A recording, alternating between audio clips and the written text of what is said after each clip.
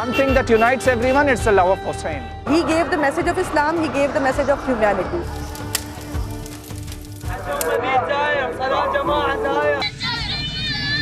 تفضل الزائرات، تفضل نتغدن. هلا بالزوار، هلا بالزوار ابو علي، هلا بالزوار ابو علي. We love Imam Hussain. We just work to Imam Hussain.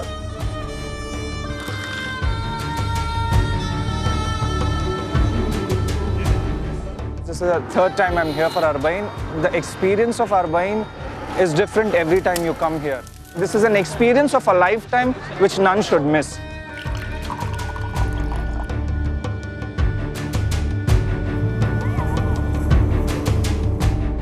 Imam Hussain is the master in paradise. Labbaik ya Hussain. Labbaik ya Hussain.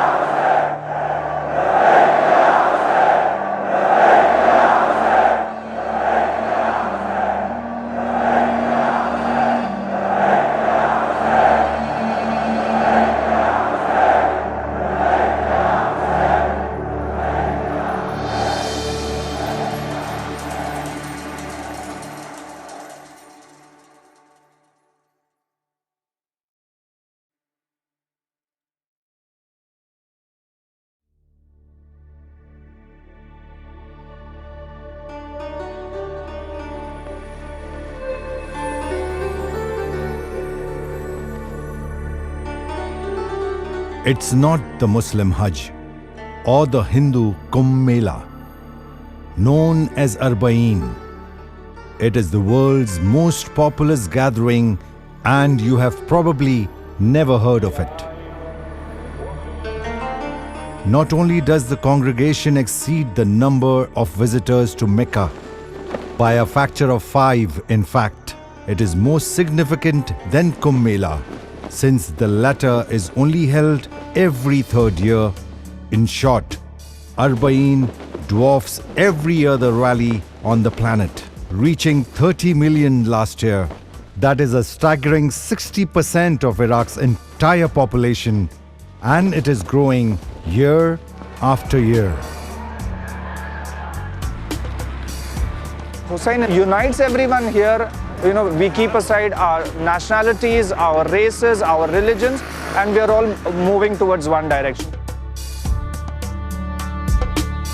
Above all, Arbaeen is unique because it takes place against the backdrop of chaotic and dangerous geopolitical scenes. ISIS, aka Islamic State, sees the Shia as their mortal enemy. So nothing infuriates the terror group more than the sight of Shia pilgrims gathering for their greatest show of faith.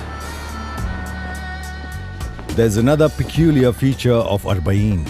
While it is a distinctively Shia spiritual exercise, Sunnis, even Christians, Yazidis, Zoroastrians, Sabians and atheists partake in both the pilgrimage as well as serving of devotees.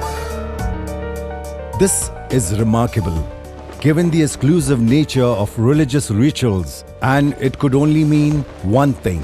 People, regardless of color or creed, see Imam Hussain as a universal, borderless and meta-religious symbol of freedom and compassion.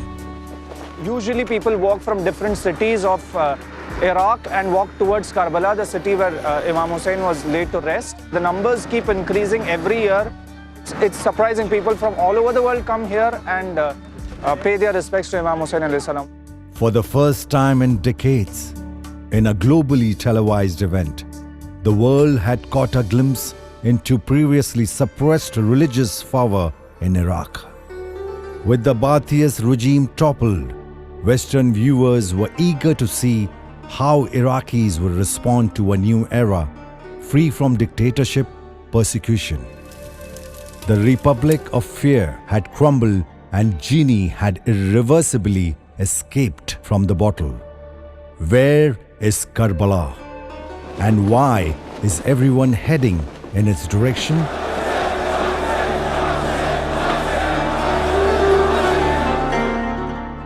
Who is this Imam Hussain who motivates people to defy all the odds and come out to mourn his death 14 centuries after the fact?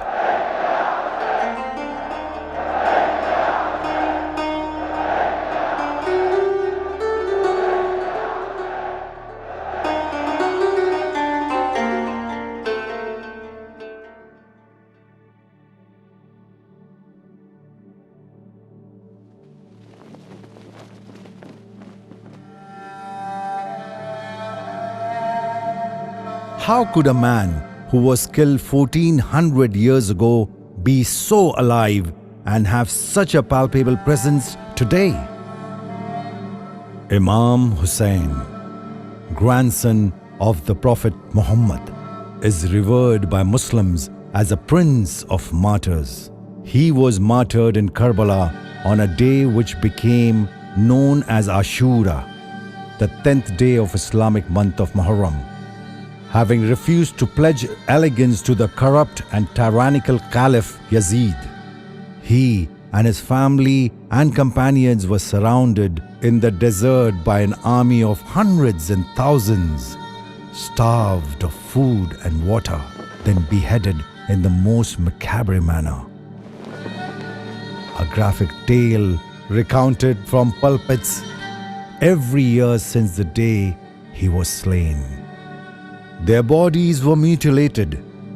In the words of the English historian Edward Gibbon, in a distant age and climate, the tragic scene of the death of Imam Hussain will awaken the sympathy of the coldest reader. Shia Muslims have since mourned the death of Imam Hussain, in particular on the days of Ashura, then 40 days later on Arbaeen. 40 days is the usual length of mourning in many Muslim traditions.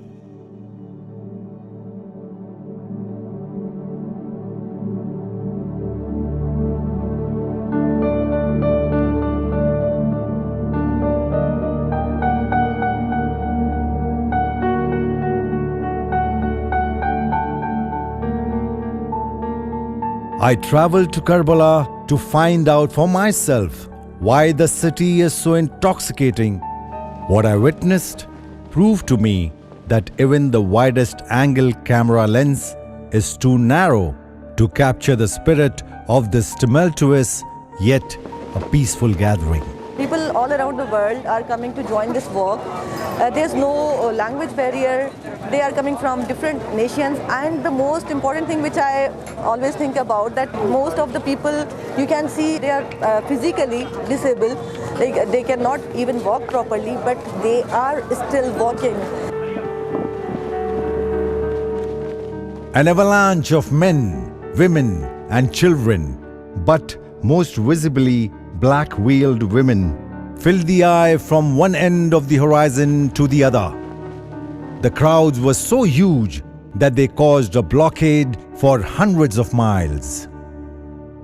The 425-mile distance between the southern port city of Basra and Karbala is a long journey by car, but it's unimaginably arduous on foot. It takes pilgrims 2 weeks to complete the walk. People of all age groups surge in the scorching sun during the day and in bone-chilling cold at night. They travel across rough terrain, down uneven roads, through terrorist strongholds and dangerous marshlands without even the most basic amenities or travel gear. The pilgrims carry little besides their burning love for the master, Imam Hussain. Flags and banners remind them and the world of the purpose of the journey. O self, you are worthless after Imam Hussain. My life and death are one and the same. So be it if they call me insane. The message recalls an epic recited by Abbas, Imam Hussein's brother, flag bearer and commander of his army, who was also martyred in the Battle of Karbala in 680 AD, while trying to fetch water for the children. With security being in the detrimental state that makes Iraq the #1 headline in the world, no one doubts that this statement is genuine in every sense.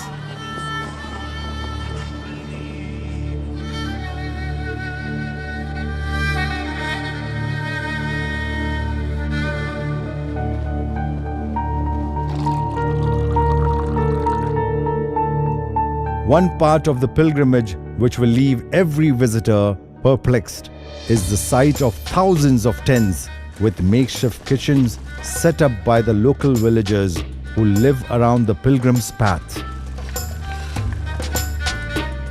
The tents called mawqib are places where pilgrims get practically everything they need, from fresh meals to eat and a space to rest, to free international phone calls, to assure concerned relatives, to practically every other amenity free of charge. All out of their own love, they provide you the best of meals, they provide you the best of accommodations. They are offering us to please come to our home, and they are providing food, and they are even trying to give each and everything. This is really amazing.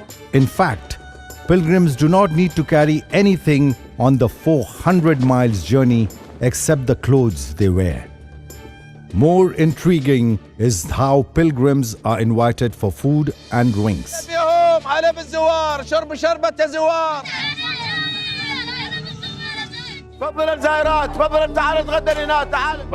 the visitors all the world, from the world.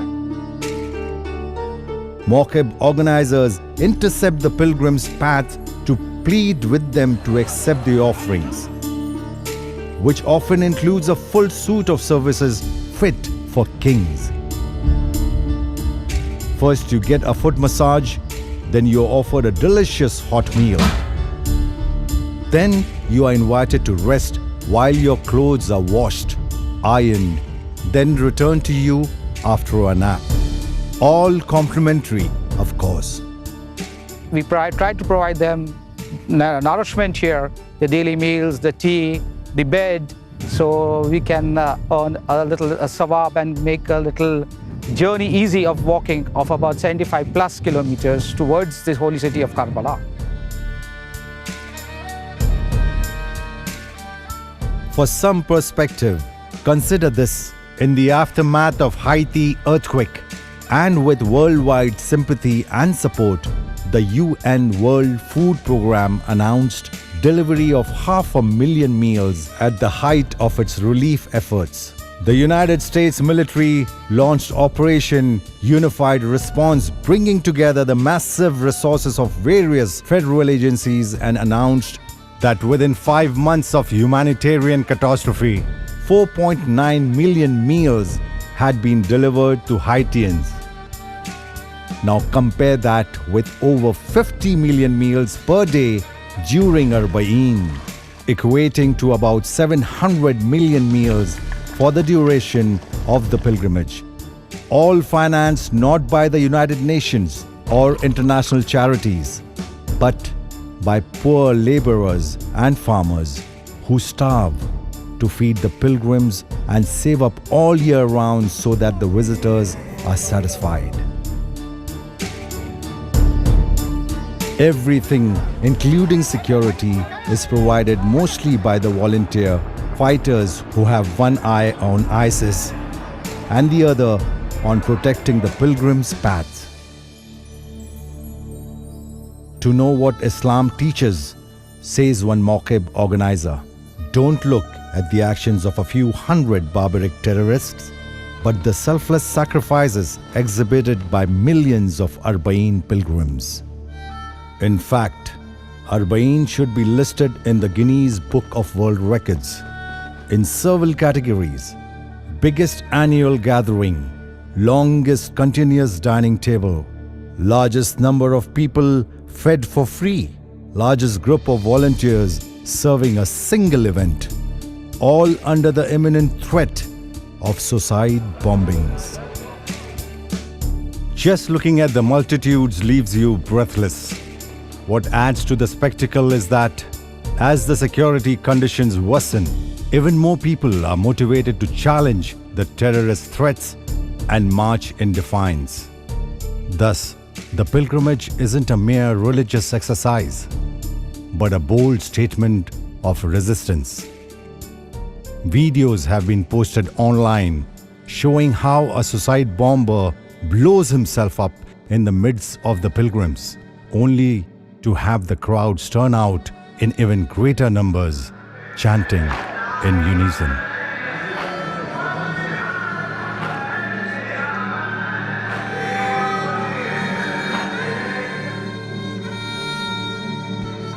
If they sever our legs and hands, we shall crawl to the Holy Lands. The horrific bomb blasts, which occurs year-round, mostly targeting Shia pilgrims and taking countless lives, illustrate the dangers facing Shias living in Iraq and the insecurity that continues to plague the country.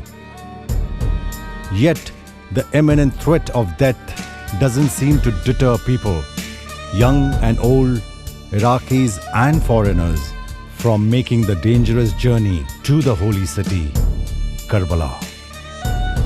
It isn't easy for an outsider to understand what inspires the pilgrims. You see women carrying children, old men on wheelchairs, people on crutches, and blind seniors holding walking sticks.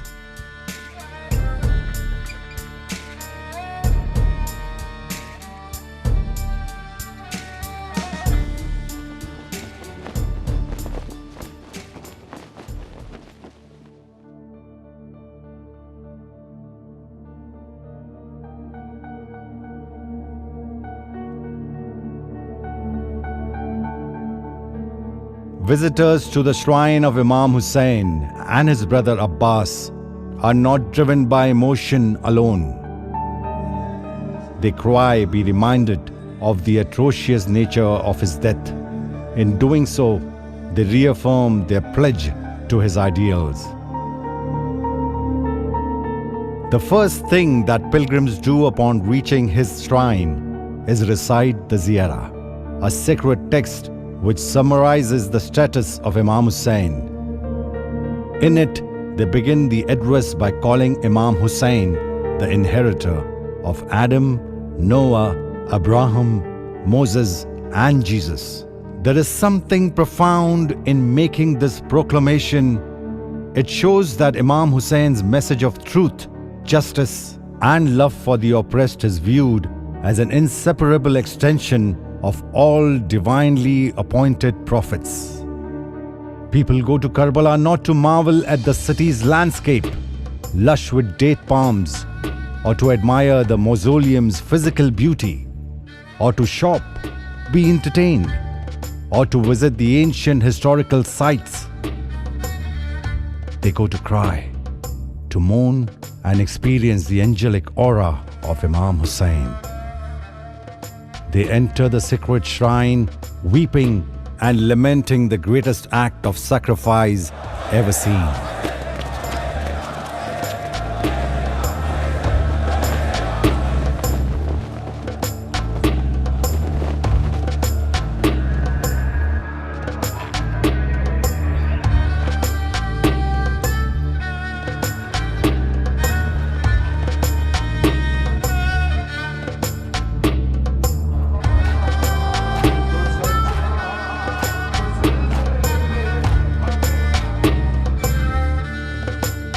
It is as though every person has established a personal relationship with the man they have never seen. They talk to him and call out his name. They grip the housing of his tomb. They kiss the floor leading into the shrine. They touch its walls and doors in the same manner one touches the face of a long-lost friend. It is a picturesque vista of epic proportions. What motivates these people is something that requires an understanding of the character and status of Imam Hussain and the spiritual relationship that those who have come to know him have developed with this living legend.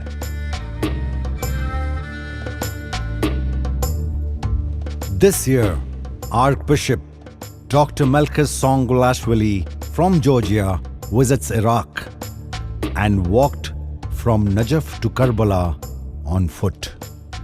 It was an overwhelming experience. It was at the first encounter, first entrance into the shrine, I realized that Imam Hussain was mine and I was Imam Hussein's, because what he stands for is universal, cosmic, and therefore I was deeply moved by the experience, and I keep telling to my Christian brothers and sisters that in the shrine of Imam Hussain, I had one of the most deepest possible religious experiences. It was centuries ago in Karbala that humanity witnessed the genesis of senseless monstrosities epitomized in the murderers of Imam Hussain. It was pitch black darkness versus absolute shining light, an exhibition of vice versus a festival of virtue, hence the potent spectre of Imam Hussain today. Imam Hussain, for me as a Christian, is a very important spiritual figure. And I think I would like the rest of the world to know that Arbaeen can be a beacon of hope for us as a place where people will be giving and receiving kindness without any hidden agendas and without any political reasons. This is a place which is to be experienced by as many people as possible in affirmation, in our common belief in humanity, in the future, and also in justice. His presence is primordially woven into every facet of their lives. His legend encourages, inspires, and champions change for the better, and nothing can extinguish its light. Who is Imam Hussain? For hundreds of millions of his followers, a question this profound which can cause people to relinquish their religion for another can be answered only when you have marched to the shrine of Imam Hussain on foot.